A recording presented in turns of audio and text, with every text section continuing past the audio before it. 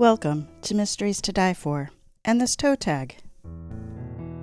I am TG Wolff and I'm here with Jack, my piano player and producer. This is normally a podcast where we combine storytelling with original music to put you at the heart of a mystery. Today is a bonus episode that we call a toe tag. It's the first chapter from a fresh release in the mystery, crime, or thriller genre. And today's featured release is Freedom Drop by Brian Silverman. Okay, so Freedom Drop, the main mystery is a mixture of a year-old cold case and the story of the man who just was arrested for the crime. So to give you the premise of that mystery, because that is what we are about on Mysteries to Die For, I'm going to read the 5th chapter. The earlier chapters do a really nice job of setting the scene. It's on an island named St. Pierre, and introducing the characters, including our hero/detective, Len Buonfiglio. All right, so with that, here is Chapter 5 from Freedom Drop. I was up early the next morning. I knew Casey would sleep in. She'd been up late on her phone, texting and whatever else a 16-year-old girl does on her phone, most of which I didn't want to know about. I'd gone shopping in anticipation of Casey's visit and stocked up on cereal, eggs, and bread for toast. I made coffee and kept it warm in the coffee maker. There was juice in the fridge. Whatever she might want for breakfast was available for her to help herself if she woke before I got back. I wrote a quick note telling her to call me if she needed me and left it on the small dining room table off to the side of the kitchen. I scrubbed the Dutch pot and took it out to my Jeep. I headed down East Road toward Garrison, St. Pierre's capital and main port. Rush hour on the island meant a narrow two-way streets were jammed. Another cruise boat, this one the size of the Bronx housing project I was so familiar with, had docked overnight at the pier. The cruisers, as I called those aficionados of the cruise boat scene, wander about the harbor taking selfies, while Harold Booth and his army of taxi drivers lined up to give them island tours, take them to the beaches, or up to Fort Philippe or Mount Hadali, the island's dormant yet still smoking volcano, and its steaming volcanic lake. Tourists had no idea what was coming next, when seemingly appearing out of nowhere, higglers descended on the unsuspecting hordes, shoving homemade wood carvings, jewelry made from local shells, bottled local spices, condiments, and anything else in front of them, hoping for a quick sale. To a St. Pierre higgler, a no meant, let me try again, and again, until their victims would give up and buy something just to get rid of them. There was a jam about a quarter-mile long as I approached the roundabout. Ever since I arrived on St. Pierre, there had been talk, sometimes heated, about installing a traffic light at the roundabout to help ease traffic. Though many were against it, the Prime Minister, Leland Garvey, made it a campaign pledge. But without the money it would take to run electricity to the light and put in a computer circuitry needed to make it function properly, nothing had been done. I was skeptical that a light would change anything. And for whatever strange reason, it gave me some satisfaction to tell friends back in New York that I lived in a place where there were no traffic lights. As the traffic cleared, I made my way up West Road toward Windy Hill and thought about Miss Johns and what she would ask of me. I knew her son, Raleigh, was in trouble. It had to do with a dead girl.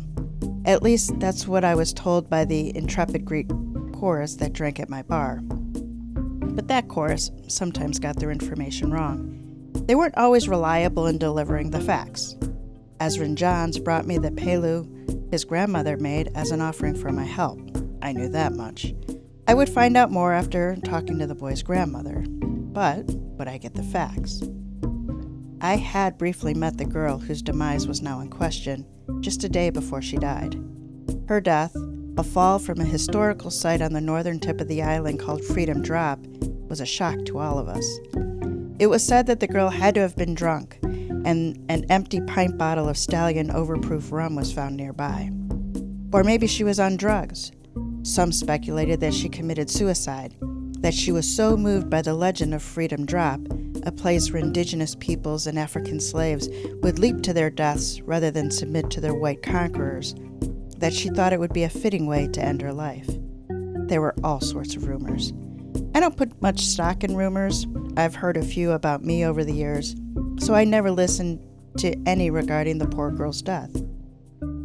After a few days, the story faded away. The girl and I were alone for no more than 15 minutes, but she left an impression on me, an unsettling one to be honest, and I didn't think that it was anything more than a tragic accident. Now, though, I recalled that meeting. Though I was introduced to her that day, I instantly forgot her name. I remembered seeing her picture in the paper after her death, smiling and happy.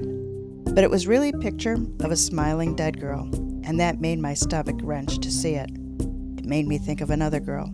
She was smiling too in her pictures in the papers. She looked happy, but she was also dead. I didn't like seeing pictures of smiling dead girls. Recalling the girl's face jarred my memory, and by the time I pulled up in front of the single-level wood-frame white house on the incline of the hill where Big Tree was escorted into the police car the day before, her name came to me, Dina Gould. As I got out of the Jeep with the Dutch pot in my hand, Ezrin ran out of the screen door.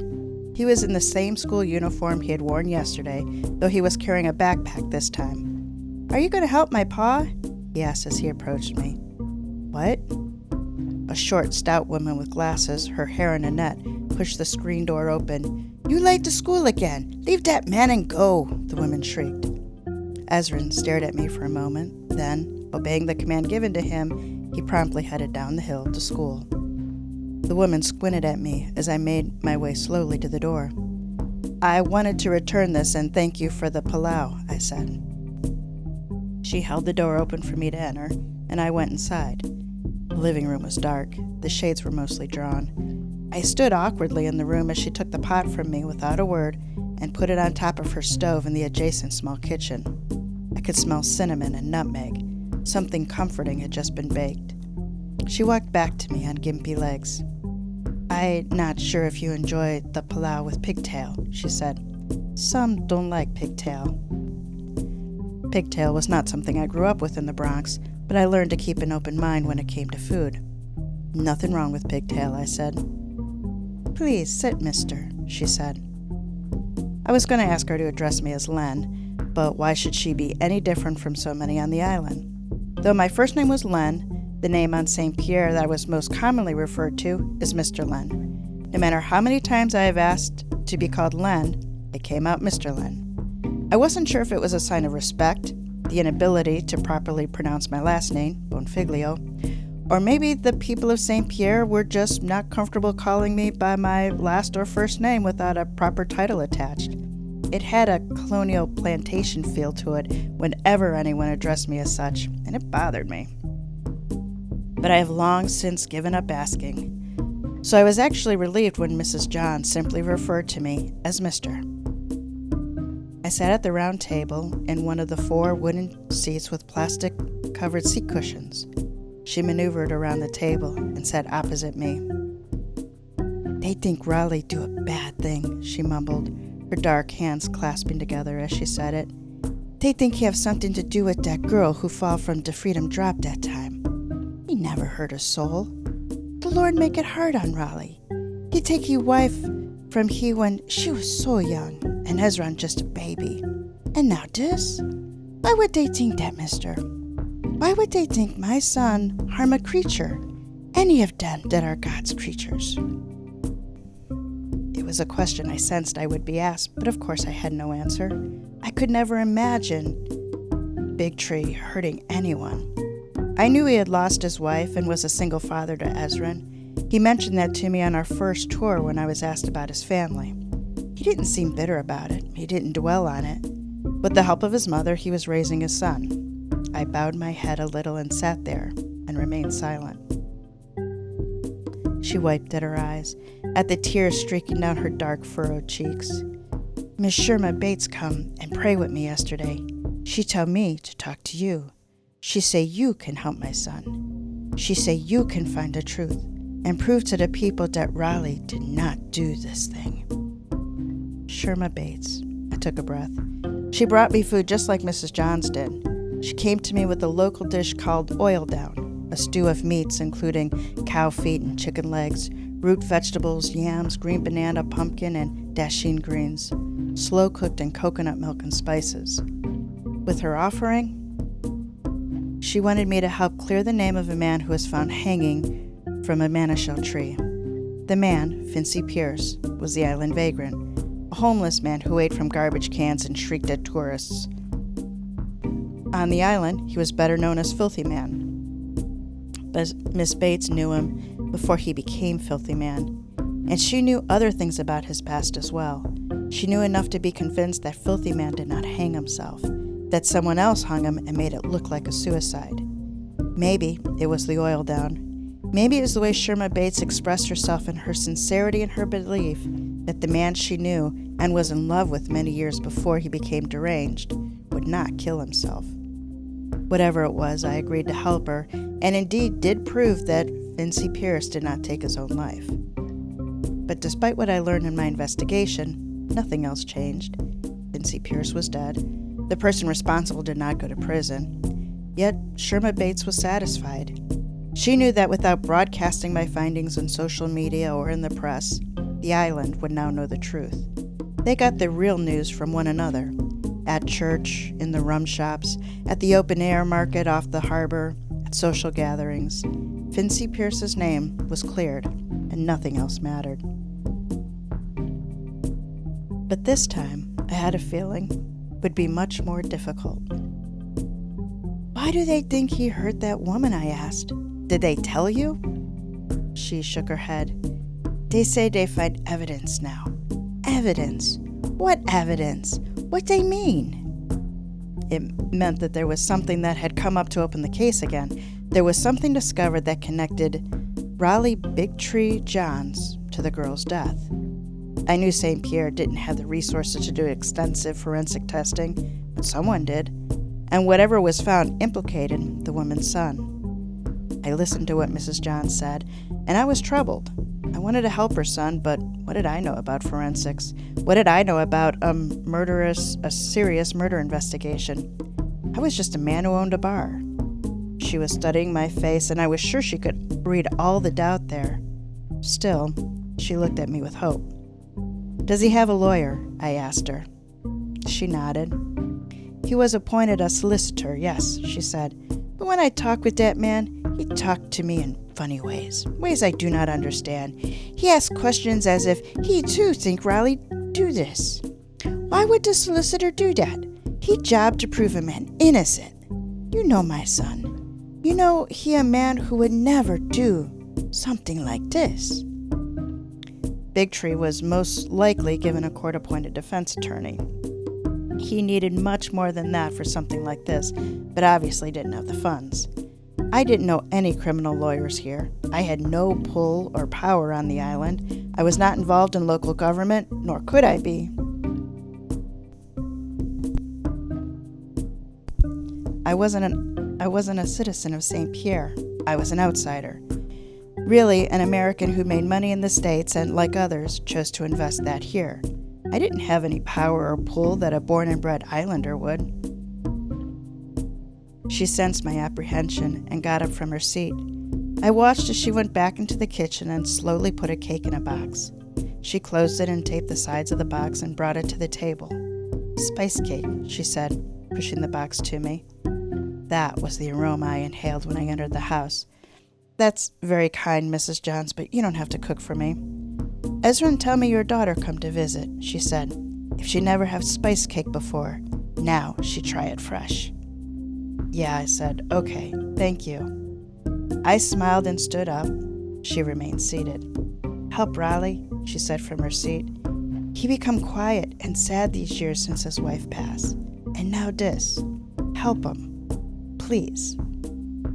I said nothing. I made no promises. I gave no indication that I would help. I just took the cake and left. All right, so that was Chapter 5 from Brian Silverman's Freedom Drop. So now here's my overall review. So Freedom Drop is an amateur sleuth mystery. So New York transplant Len Buonfiglio carved out a business on the island of St. Pierre with a sports bar. Now the Marine veteran is finding a place in the community as the man people come to when they have problems. With the pint of island stew, Mrs. Johns hires Len to bring home her jailed son, a task that is easier said than done. Bottom line, Freedom Drop is for you if you like amateur sleuths with an island flair. Okay, so the island of St. Pierre has a fabled cliff called Freedom Drop. The stories of women and men leaping to their deaths rather than being enslaved have become part of the island legend. A year ago, Dina Gould took this plunge. Ruled a suicide, her mother continued to contest the finding, and now new evidence has tour guide Raleigh Big Tree Johns in custody. Big Tree said the woman went off and never came back. Dina was more than a tourist. She was an investigative reporter. But just what she was investigating isn't known and has just as many questions as her death. So that's a little synopsis. It's a very cool and intriguing story. The island setting of St. Pierre, a former British colony, absolutely saturates the story. The island's culture, food, and traditions give a unique pace to the story that can't be found in urban mysteries or small-town cozies. You definitely got a taste for that here in Chapter 5 with Mrs. Johns. Author Brian Silverman spent over 30 years writing about travel throughout the Caribbean, and his depth of knowledge and appreciation for the culture definitely shines through, and it's one of the shining stars of the story. Len Buonfiglio is our amateur and somewhat reluctant detective. He's a bar owner, but he is also a Marine vet and has trained and fought in the martial arts. Len is the kind of detective who is far more likely to fight his way out of a corner than shoot his way out. He is a likable hero. We learn that he has a backstory, but not the details of how he is heralded as a hero, and yet it cost him his wife and his kids. The supporting cast are interesting counterpoints to Len. Tubby is Len's business partner and the man who knows everyone on the island. Superintendent McWilliams is the law, but isn't a waste like in other stories. He's a good man, and he definitely is sort of bound by the island's ways as well as the actual laws. The victims and bad guys toe close enough to the line that we are kept guessing about which side they are on. Is Big Tree being unfairly held, or did he kill Dina? Is the mother right or blinded by vengeful grief? Is Denton, with the tourist authority, supportive, or is he using a situation to benefit himself? The balance of action and plot, it worked for me. This is a mystery, and there is the expected interviews and sleuthing, but there are also strong thriller elements where Len is playing defense to protect his home, his daughter, and his own life. The logic of the story, when standing at the end and looking to the front, I know you all know I love to do that, it mostly works. The action that Len takes in investigating Big Tree's incarceration and Dina's death, they are solid. It's the action of the bad guys that I have a few questions about. I thoroughly enjoyed Freedom Drop. I binge read it in an afternoon and was disappointed to have to close the book on my St. Pierre friends, but not for long. There is a book too, Calypso Blue, which I'm about halfway through, and I'm going to be very happy to bring you an excerpt from that and a review of that in 2 weeks here. So Freedom Drop was released from Down and Out Books and is promoted by Partners in Crime Tours. It's available from Amazon and other book retailers. Links are in the show notes. And now it's my pleasure to introduce you to Brian Silverman. His writing career spans over 30 years. He has written about travel, food, and sports for publications that include The New York Times, Xavier, Caribbean Travel and Life, The New Yorker, and others. His short fiction has appeared in numerous publications that include Mystery Tribune, Down and Out Magazine, and Mystery Weekly. His stories appeared in the Best American Mystery Stories in 2018 and 2019, and the Best American Mystery and Suspense Stories in 2021. Freedom Drop is his first published novel. He lives in Harlem, New York with his wife Heather and his sons, Louis and Russell. Catch up with Brian. His website link is in the show notes, briansilvermanwrites.com, as well as his social media. Wondering what to read after you finish Freedom Drop? Partners in Crime Tours is your ultimate destination for all things mystery, crime, thriller, and cozy. Since 2011, they've been working to fill bookshelves with gripping and heart-pounding reads. Discover new mystery series and connect with other fans with Partners in Crime. Look up Partner in Crime Tours on your on the website or your favorite social media. Links are in the show notes. And authors, whether you're looking to promote your latest thriller, discover a new mystery series, or connect with fellow fans of the genre, PICT has you covered. Check out their promotion options that come with the personal attention of a dedicated coordinator. And we hope you join us next week for what season are we in now? Season 8, Anything But Murder, where we explore a crime without bloodshed. With that, I'll turn it over to Jack. Take us out.